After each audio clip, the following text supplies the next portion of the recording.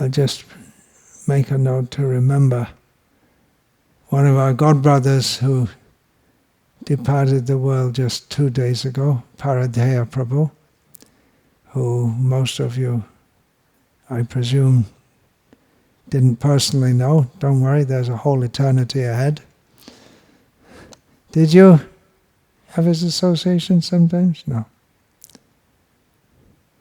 I spoke about him previously. He was there just when I joined. He was already joined there, and we had some very meaningful times together. Now he's passed on.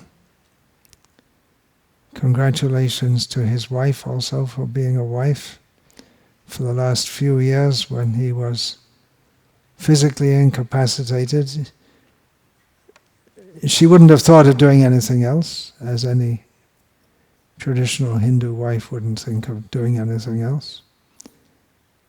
But it's more difficult for her in that situation because traditionally there's a whole family and village and community to help, and she was just looking after him alone. So we remember him with love and respect, and